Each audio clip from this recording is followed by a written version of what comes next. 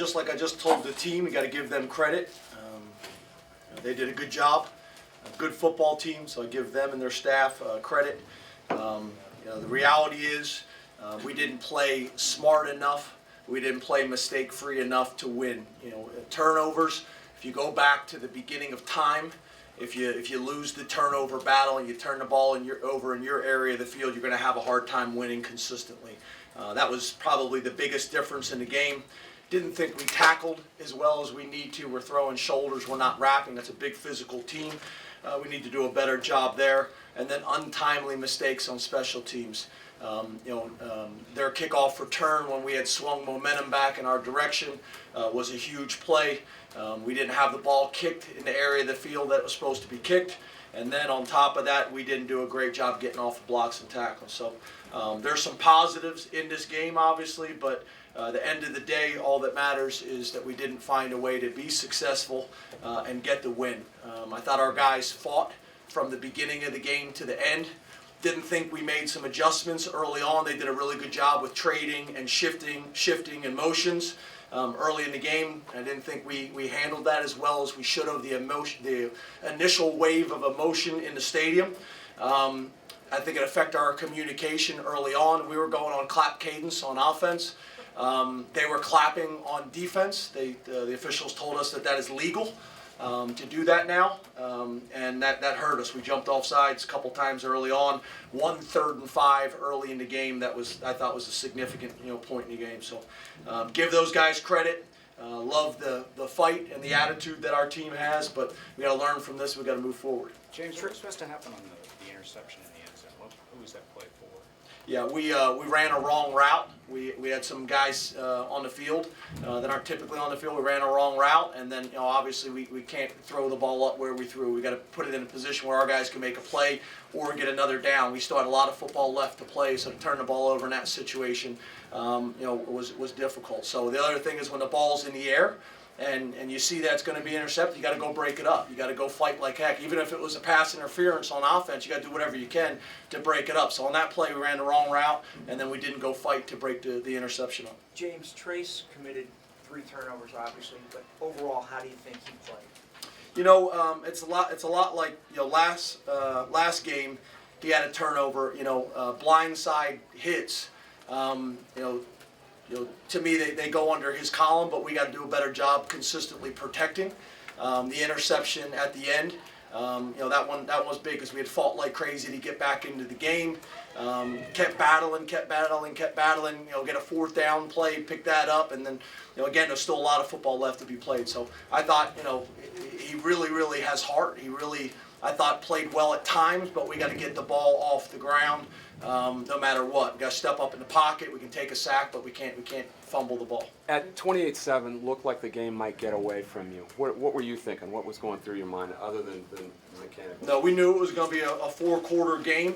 I thought whoever had the lead, whatever the situation was, this was going to be one of these games that was going to come down to the wire. I didn't think anybody on our sideline, excuse me, I didn't think anybody in the locker room felt that way. I think the second half proved that, but there's no doubt about it. Early on, we did not handle the initial wave very well, and put us in a tough position. To get down by that many points. The fact that it was this close at the end of the game, I think that speaks volumes for us in the second half. But we're going to have a hard time if we get ourselves into 28-7 situations. James, was it an emotional thing at the beginning? Was it a schematic thing that you weren't handling?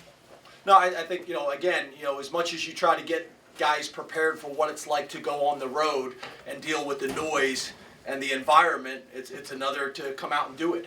As we know, this was going to be a big game here. It was going to be perceived that way, and that's what it was, and that's what it's going to be like, for us week in and week out in the Big Ten going on the road. It's difficult. We didn't do a great job handling that early on. James, you talked this week about your players. The last time Penn State played, they were 2-3 years old. They didn't have much knowledge of this game. Did this feel like something, the start of something that could be special over the next few years? Yeah, the last time we played them was a loss 16 years ago, and then we had an opportunity to come out tonight and swing that back in our direction. Didn't get that done. From a fan's perspective, if you're not a Penn State fan, that was a heck of a game to watch, just watching television. So I would think, obviously this type of game, it was so competitive. It's going to make for a great, 4-game series, and we'll see how it goes from there. James, do you feel like your offense matured today? And if so, how do you help them carry that over, given how heartbreaking the loss was today? Well, again, I think there's going to be a lot of things when you watch that tape that was done well. There's going to be opportunities that we had to make plays that could have been significant in the game that we didn't make. The thing we have to do is we have to eliminate the turnovers. Can't fumble the ball, can't intercept, can't throw interceptions, can't put the ball on the ground. It's that simple. There's a lot of good things to learn from on tape, and we will do that. But we have to protect the ball. That's 2 hands on the ball in the pocket. That's high and tight when you're running it, and that's decision making. Was your front 7 overpowered at times, especially in the first half? I think early on, the comment, when you do not use a cadence on the road, that's the same issue we have when people come to our place. When you cannot use a cadence, and you're using a clap cadence, and people can tee off on that, you're not going on 2, you're not going on 3, you're not using different things in your cadence to keep the defensive line. That's an advantage. That's what a home field advantage is. We get the same thing. So yeah, they get the combination of they're a big physical defensive line. We have an offensive line who's maturing and growing and taking some steps in the right direction. And then you got a clap cadence, and they're teeing off on that. And then once again, like I said, there was some issues early on as well. Did it do anything different offensively than you expected or saw on tape? Yeah, I think the trading and shifting was a big part of it. But once again, this is a new coordinator. It was a different game plan than what they had used against Villanova. They were pretty vanilla against Villanova, and I think that was part of their plan.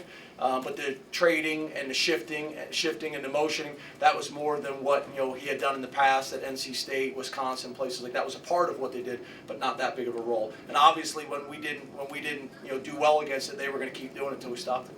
You lost some guys defensively today, given the fact that it was so hot. How did that affect you guys depth-wise?